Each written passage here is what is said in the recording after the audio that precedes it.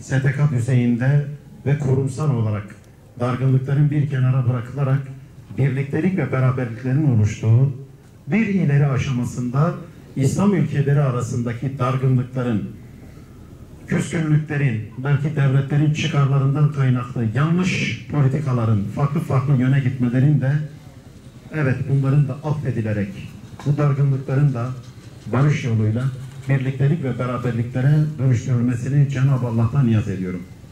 STK düzeyinde ve kurumsal olarak dargınlıkların bir kenara bırakılarak birliktelik ve beraberliklerin oluştuğu bir ileri aşamasında İslam ülkeleri arasındaki dargınlıkların, küskünlüklerin, belki devletlerin çıkarlarından kaynaklı yanlış politikaların farklı yöne gitmelerin de evet bunların da affedilerek bu dargınlıkların da barış yoluyla birliktelik ve beraberliklere dönüştürülmesini Cenab-ı Allah'tan niyaz ediyorum. Niye bunu söylüyorum? Özellikle İslam dünyasının zayıf kalmasının sebebi güç birliğinden yoksun olmasıdır. İslam dünyası güç birliğinden yoksun olduğu için emperyalist dünyaya karşı, sömürgeci, küresel güçlere karşı maalesef zayıf düşmektedir. Ve bu zayıflığın ceremesini, bedelini hep beraber çekiyoruz. Küresel güçler tarafından bizim de ekonomimizin maalesef göbekten bağlı olduğu küresel ekonomik sisteme yapılan spekülatif müdahalelerle hep beraber görüyoruz ki biz de buradan etkileniyoruz. Bana ne ya diyemiyoruz. Küresel bir gücün global hale gelmiş, küçük bir köy haline gelmiş bu dünyada yapmış olduğu bir müdahale evet mikro düzeyde en küçük yereldeki bir kişiyi bile etkilemektedir. Müslüman olarak emperyalizme karşı duruş sergilemek isteyen bir insan olarak en büyük vazifemiz şu anda bu birlikteliğin, bu beraberliğin meydana gelmesi için güç sarf etmektir. Belki de bir Müslümanın şu anda en büyük farz vazifesi budur. Bir insanın da emperyalizme karşı tedbir geliştirmesinin yegane yolu budur. Her düzeyde, ister bireysel, ister kurumsal, isterse de devletler arası düzeyde bu birlikteliklerin ve bu beraberliklerin meydana gelmesine katkı sağlamaktır. O açıdan bayramlarda nasıl ki bir Müslüman açısından 3 günden fazla birbiriyle dargın olmak hoş görülmemiş, evet Peygamber Aleyhisselatü Vesselam men edilmiş, bunu sadece iki insan arasındaki bir mesele olarak görmeyip kurumsal ve devletler arası meseleye de uygulama zarureti hasıl olmuştur. Bayramlar bunun fırsatıdır. Bu vesileyle şu anda küfrün, Amerika'nın hedefinde olan İslam ülkelerini bütün yaşanmışlıklara rağmen dargınlıklarını, farklı siyaset anlayışlarını ve bundan kaynaklı birbirlerinden fersah uzaklaşmalarını bir kenara koyarak büyük fotoğrafa bakıp sömürgeci, emperyalist düzene karşı güç birliği yapmaktan başka bir çaresi kalmamıştır. Bizim mesleğimiz, meşrebimiz ne olursa olsun, tarikatımız, cemaatimiz, STK'mız, partimiz ne olursa olsun bu birlikleri ve bu beraberliği sağlama adına mutlaka adım atmalıyız. Küçük hesapların içerisine girmemeliyiz. Yapılması gereken bu birliktelik ve beraberliğin tesis edilmesidir. Eğer yeryüzünün bir noktasında şu anda bir lokma ekmeğe muhtaç ve hasret yaşayan birileri varsa, Yemen gibi her 10 dakikada bir çocuğun açlık tehlikesi karşısında öldüğü ya da ölme riskiyle karşı karşıya olduğu bir vahim durum yaşanıyorsa, bu yeryüzünün başka bir noktasında gereğinden fazla tüketimin olduğunu göstermektedir. Lüks, israf ve tüketim çılgınlığının ürkütücü boyutlara ulaştığını göstermektedir. Çünkü Allahu Teala her şeyi bir denge, bir takdir, bir mizan üzerine yaratmıştır. Bizim bir Müslüman olarak siyasette belirleyici olan esasın adalet olduğunu düşünen bir insan olarak buraya müdahale etmemiz gerekiyor. Nasıl edeceğiz? imkanlarımız ölçüsünde. Bunu bileceğiz. Hani diyor ya, kapitalist ekonomi teorisine göre insan insanın kurdudur. Güçlü zayıfı yer. Ama Allah da diyor ki güçsüzü koruyun, kollayın, destekleyin. Güçlüden hiçbir farkı yok. Hayatın kendisi bir imtihandır. Maalesef üzülerek belirtelim. Şu anda Türkiye'nin ekonomik düzeni kapitalist ekonomi düzenidir. Ve yabancı sermayeye bağlı bir ekonomidir.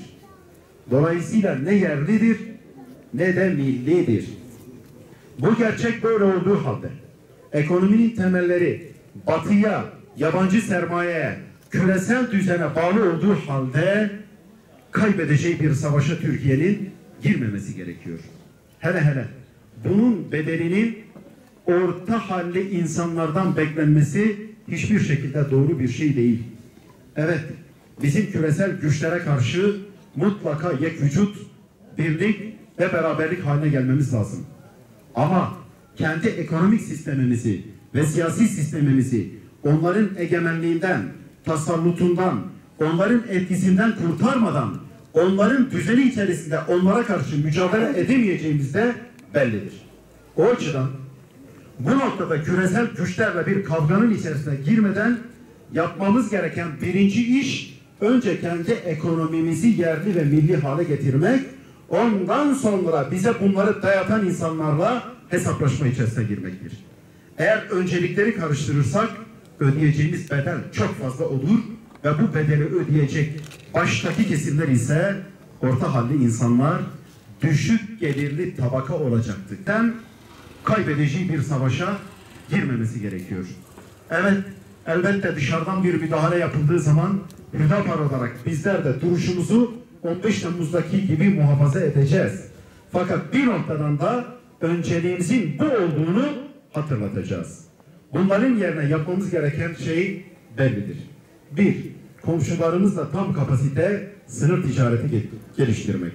Türkiye, komşularıyla tam kapasite sınır ticaret hacmini maksimum seviyeye geliştirirse artık Türkiye'nin ekonomisi döviz ve faiz arasına sıkışmayacak ve böylelikle yabancı sermaye kendi sermayesini Türkiye'den çektiği zaman dolarda sert yükselişler, piyasalardaki dalgalanmalar son bulacaktır Allah'ın izniyle.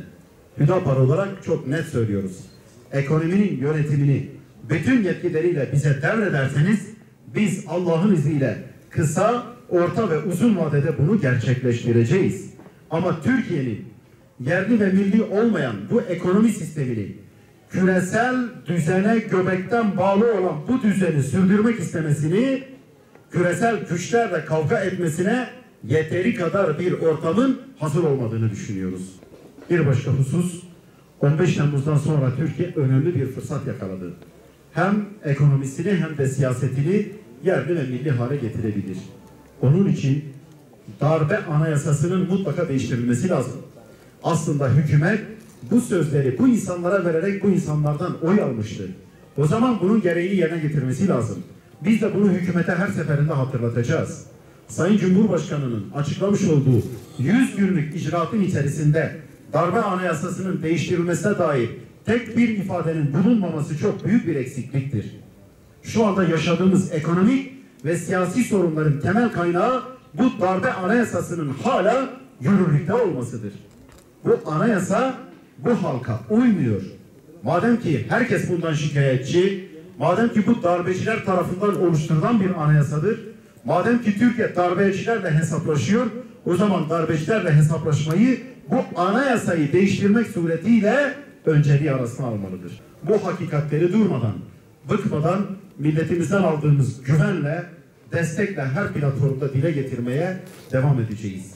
Çünkü biz bu halkın, bu milletin, bu memleketin dostuyuz. Bu geminin içinde hep beraber yaşıyoruz. Olabilecek herhangi bir zarar hepimize zarar verecektir. Hüdapar adına çok rahat bir şekilde bunu söyleyebilirim. Eğer bizler İslami muhalefet görevimizi hayatın her alanında aktif bir şekilde yerine getirirsek ki bunun mücadelesi içerisindeyiz, İnşallah milletimiz kazanacak, memleketimiz kazanacak, ümmet kazanacak, hep beraber kazanacağız inşallah.